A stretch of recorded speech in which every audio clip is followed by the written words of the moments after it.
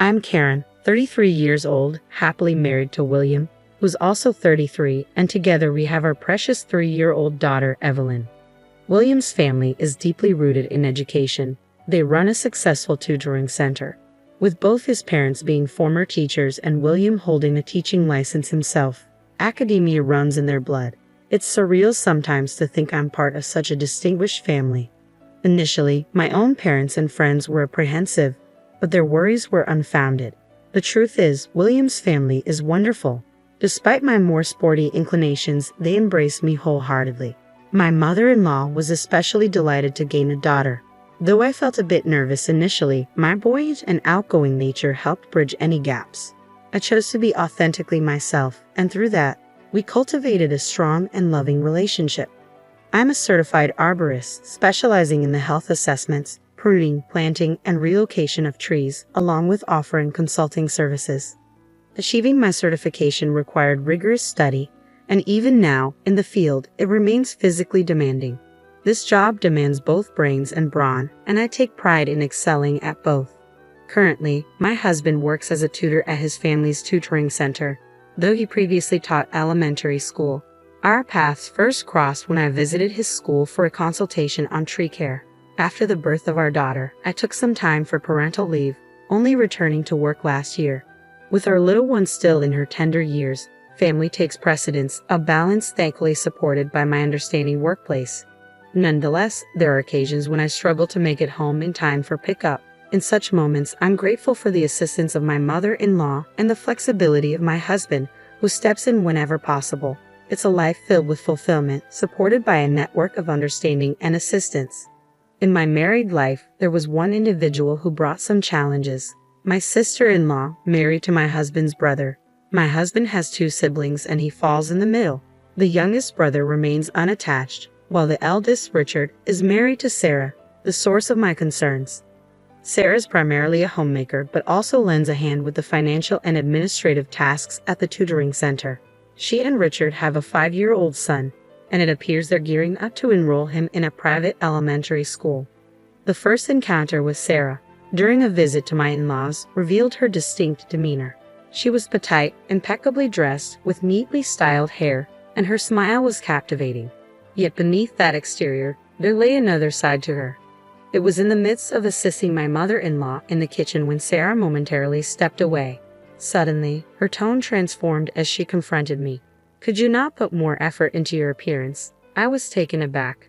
The Sarah who had just been smiling seemed like an entirely different person. "You always seem to wear clothes that are worn and unkempt. Don't you realize you stand out for the wrong reasons? It's embarrassing."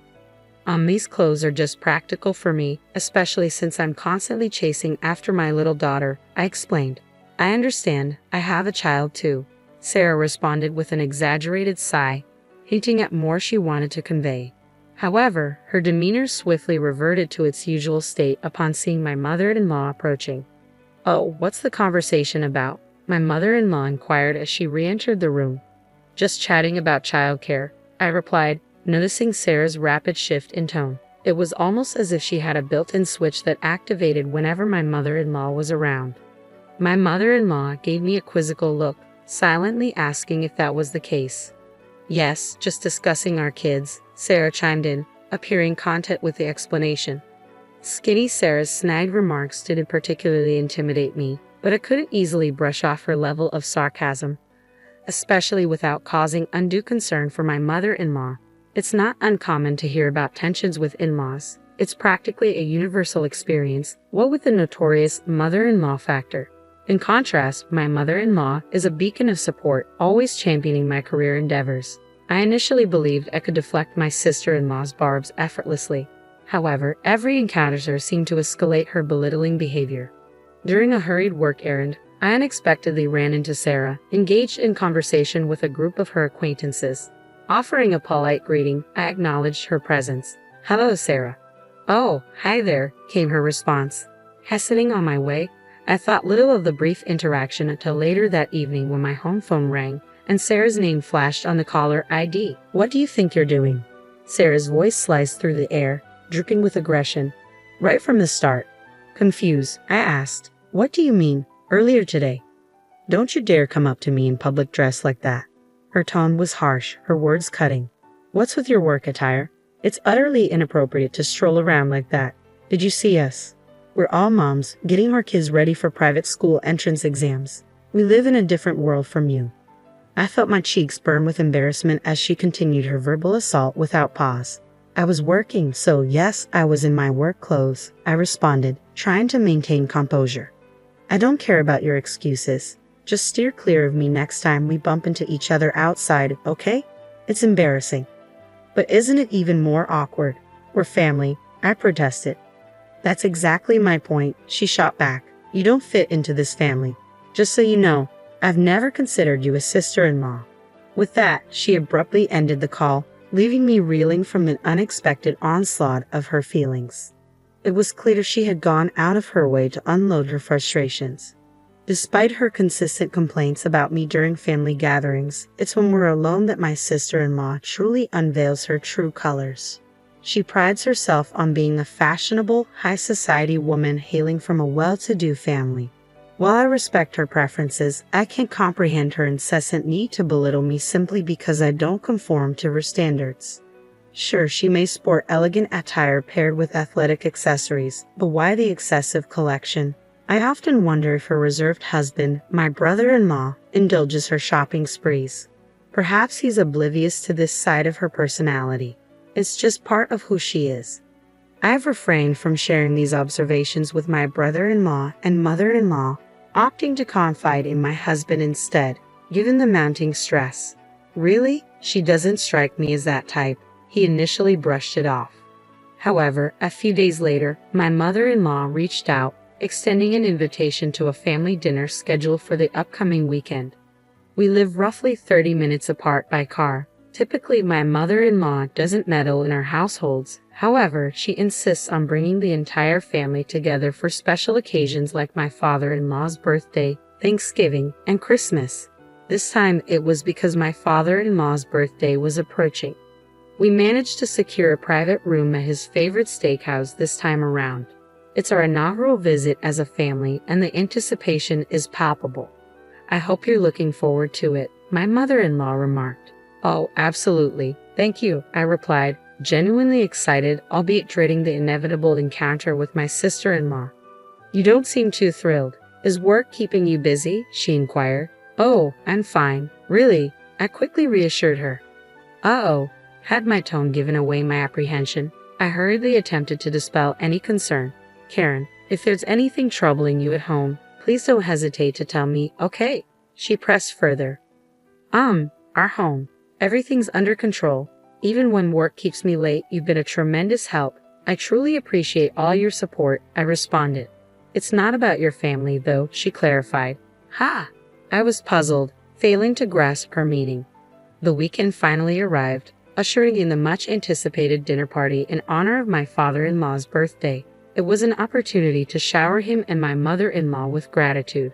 I made a silent vow to immerse myself in the celebration and not allow my sister-in-law's venomous demeanor to dampen my spirits.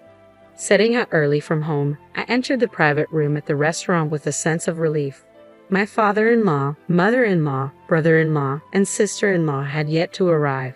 I'd arrived ahead of schedule to ensure my father-in-law wouldn't be kept waiting on his special day, and also, if I'm honest, to minimize any interaction with Sarah.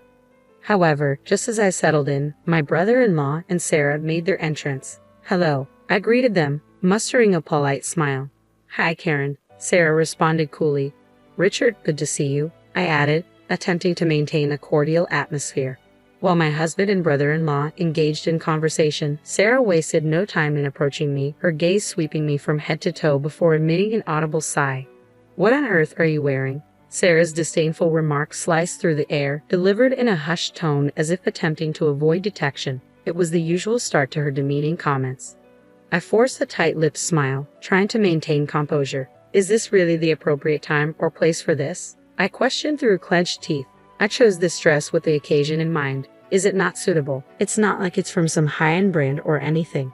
It's rather surprising you'd show up in such a cheap ensemble," Sarah continued, her tone dripping with condescension. "And those shoulders of yours for a woman, they're quite broad. The dress doesn't flatter you at all. And your accessories? Just a wedding ring?" And no nail polish. Your hands look rough. I bristled at her critique. I can't wear nail polish for my job. Ever thought about how inconvenient it would be to do household chores with long nails, Sarah? I countered. My work involves handling wood and soil, in addition to household tasks. My hands may not be dainty, but they're a testament to my hard work as a gardener. These hands, these shoulders, they're my pride. But she continued to belittle them, and I couldn't hold back any longer. What's that supposed to mean? Are you insinuating that I don't do housework? My retort seemed to strike a nerve as Sarah's voice suddenly rose in volume. I've had enough of you, Sarah seethed, her frustration bubbling over. I've tried to extend a helping hand out of kindness, but you never listen. And now you're resisting. It's unbearable to be associated with a rough woman like you. Feeling the weight of her words, Sarah seemed to momentarily lose her grip on reality and the context of the situation. I've made a mistake, she murmured, her anger clouding her judgment. Today is my father-in-law's celebration. Please just leave me alone. Confusion mingled with hurt as I struggled to comprehend her sudden outburst. What? You're the one causing a scene. You're the one who doesn't fit into this family, I retorted, my patience wearing thin. I've already told you I won't dine with someone as uncouth as you. Just go home. Excuse me, I have to go home. This dinner was arranged by my mother-in-law, and the one clearly disrupting it is her. We can address your grievances about me later. Trust me, I have a few things to say to you as well. But for now, I've made up my mind to stand my ground. And you? You don't get to speak to me that way. Didn't you hear me? I said go home. In fact, consider leaving this family. Just as my husband began to approach, responding to Sarah's escalating voice, the door to the private room swung open. It's you who should be leaving. My mother-in-law entered calmly yet assertively. Following her were my father-in-law and their youngest son, John. My mother-in-law gently shut the door behind them, signaling the end of the confrontation. What? Sarah's fiery demeanor seemed to evaporate as she suddenly realized the gravity of the situation. Her mouth opened and closed in disbelief, words failing her momentarily. What's going on? Everyone please, let's sit down, she stammered, attempting to regain control. Despite her soft tone, there was an undeniable authority in my mother-in-law's presence that compelled everyone to comply. It appears we need to address something before we can proceed with the birthday celebration. I apologize for this disruption, my mother-in-law continued, glancing at my father-in-law, who nodded in agreement before turning her attention back to Sarah. Sarah, what exactly did you say to Karen? Even my typically gentle mother-in-law could wield a sharp edge of sarcasm when necessary. Sarah, visibly flustered, attempted to backtrack. Oh, I was just saying how much I'm looking forward to the meal today. Did I mishear something? I thought I heard someone saying leave. Huh? No, it was just a minor disagreement, just a playful banter. Sarah attempted to downplay the situation, still visibly perturbed. I couldn't help but admire her attempt to restore her usual cheerful facade. A disagreement. What sparked it? It appeared you were the one dominating the conversation. Have you been treating Karen like this all along? My mother-in-law's gaze bored into Sarah, her words cutting through the tension like a sharp blade. I wasn't mistreating her. I was merely offering some advice on etiquette and attire as a senior member of this household. Sarah defended herself, though her explanation rang hollow. Everyone should have the freedom to dress as they please as long as it's respectful. Karen's attire wasn't out of place. She simply chose non-branded clothing and kept her makeup and accessories minimal. I thought she should avoid causing embarrassment for you and the rest of us. Enough. My mother-in-law's sudden outburst startled both Sarah and me. The three brothers and my father-in-law were well aware of how formidable my mother-in-law could be when injured, but they remained composed, diverting their attention to the children with picture books and gentle conversation to ease the tension. No, Sarah, it's you who should be feeling embarrassed. I've sensed something amiss between you two, even during gatherings at our home. Initially, I assumed you were engaged in friendly chats, my mother-in-law continued, her tone cutting through the air with precision. Huh? Yes, friendly chats, exactly, Sarah chimed in, her desperation evident in her eyes as she cast a pleading glance my way. However, avoided meeting her gaze. For the record, Karen never once complained about you. She extended kindness, hoping you might eventually change your approach, but instead, you chose to escalate, my mother-in-law asserted, her words carrying a weight of disappointment. Stammering, Sarah attempted to formulate a response, only to be met with my mother-in-law's unwavering scrutiny. And you always dress impeccably with an extensive collection of handbags, my mother-in-law continued, her tone growing sharper. But where does all that money come from? Just as Sarah thought she had regained control of the conversation, an unexpected question left her stunned. That money, it comes from we compensate you for your assistance with the tutoring center's finances, she stammered, her attempt at an explanation faltering. Even if my son has given you permission to use those funds as you see fit, it hardly seems sufficient to account for your lavish purchases of designer clothes and handbags. Well, you see, Sarah began, her voice trailing off as my mother-in-law's pointed inquiry pierced the air. Are you taking advantage of your position overseeing the household finances to fulfill your own desires? My mother-in-law pressed further. What do you mean? Sarah's confusion was palpable, her words stumbling over each other in a desperate attempt to deflect the accusation. I couldn't help but share in her confusion. I, too, had often wondered about the source of their wealth. Initially, I had assumed my brother-in-law was simply a generous provider. Perhaps he entrusted all financial matters to Sarah. It troubled me to think he might have been oblivious to their spending habits, perhaps swayed by Sarah's facade of being a dutiful wife. In that light, I almost felt sorry for him. So, you've been splurging recklessly, and now you're considering sending your child to a private school? My mother-in-law queried. Surely, you've been setting aside funds for their education, haven't you? Well, you're not suggesting we foot the bill, are you? Sarah hesitated, her response tinged with uncertainty. No, not at all, but he's your beloved grandchild after all. It became clear that Sarah had been counting on my father-in-law and mother-in-law's financial support all along. Naturally, we adore our grandchildren. We're prepared to assist them financially if necessary, my mother-in-law affirmed. Really? But only after you're no longer living under our roof? I interjected, taken aback by the implications. What? No, that's not what I meant. I apologize for telling you to leave, Karen, Sarah interjected, addressing me by name for the first time. You'll forgive me, won't you? We're practically sisters, after all. Sisters only as long as you're married to my brother-in-law. My mother-in-law glanced at me, silently encouraging me to continue.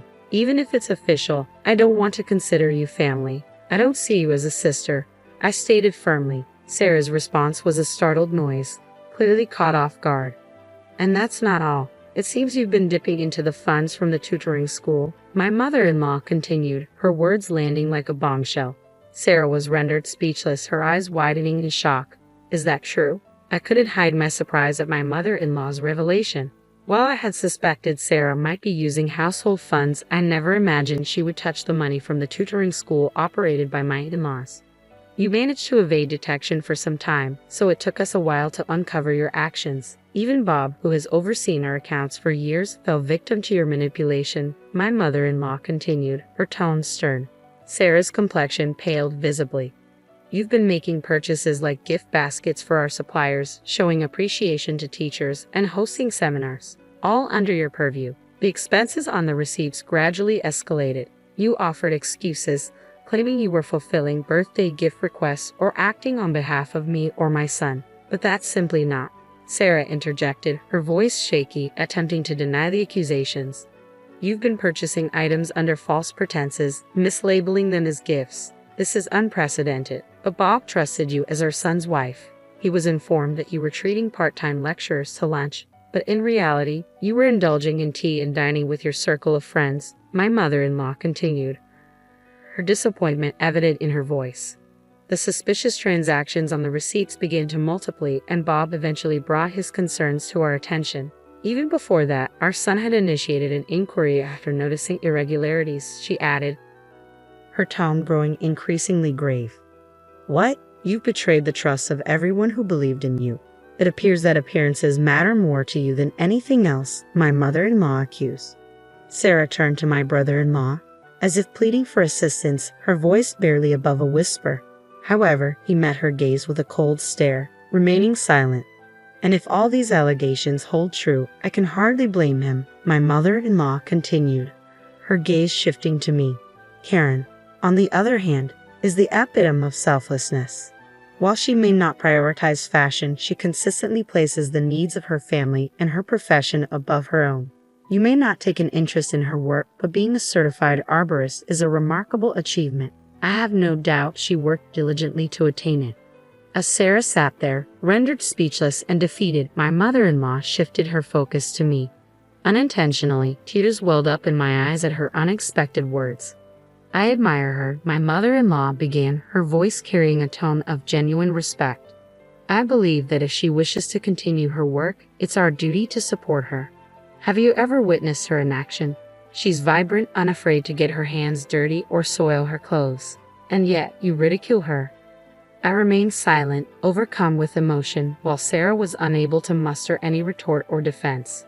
She simply hung her head in shame. While our tutoring school may not boast the grandeur of major corporations, we prioritize our teachers and students, earning their trust, my mother-in-law continued, her words resolute. We've steadily grown by addressing each student's unique needs and those of their families. What truly matters are the people and their hearts. It's you who doesn't belong here. It's you who should leave. My mother-in-law's decisive stance left an indelible impression on me. Sarah, who had meticulously crafted an image of a flawless, sophisticated wife, was abruptly ousted from her affluent family. Despite attempts at reconciliation from my brother-in-law, Sarah's refusal to acknowledge her misdeeds and her simmering anger led to the serving of divorce papers. With the truth of her embezzlement exposed, Sarah's hopes for compensation vanished, leaving her with nothing. Meanwhile, my brother-in-law, supported by our father-in-law and mother-in-law, vowed to maintain stability for their son. Sarah, who habitually prioritized her own desires, would vent her frustrations onto her son when things didn't go her way. Yet the young boy remained resolute, finding solace in the reassurances of his father and grandparents. Although Sarah had insisted on sending him to a private elementary school against his wishes, he now enjoys carefree days spent playing with our daughter, free from the pressures of forced academics. Naturally, my husband and I are eager to offer our support in any way possible. During a relaxed day spent at my in-laws' home, my mother-in-law approached me with a heartfelt apology. "I deeply regret any discomfort we may have caused you. We should have been more observant," she expressed sincerely. "Oh, please don't worry about it. I wasn't truly bothered initially," I reassured her. "If you ever find yourself in need of assistance in the future, please don't hesitate to reach out to us," she offered kindly. "Yes," I replied, recalling her earlier sentiment, "what's important is people and hearts." Suddenly, I noticed my mother-in-law's puzzled expression as I gazed at her intently. "It's nothing. I was simply admiring your resilience," I clarified. "Well, thank you, but the real admiration should be directed towards you and your talent for creating such stunning gardens," she countered graciously. "Perhaps I'll enlist your help with ours next time. I've been meaning to replant the flower beds." "Oh, definitely. I'd be thrilled to lend a hand, even if it's just for fun. Just give me a shout whenever you're ready," I responded eagerly. "You should consider charging her, Mom. She can be quite demanding," my husband interjected with a playful tone, eliciting laughter from all of us. It was a moment of genuine warmth and camaraderie. "Value people, cherish hearts." Those words echoed in my mind, leaving a lasting impression. As I looked around at my beloved family, I made a silent vow to treasure these moments and to prioritize laughter and joy in our future together.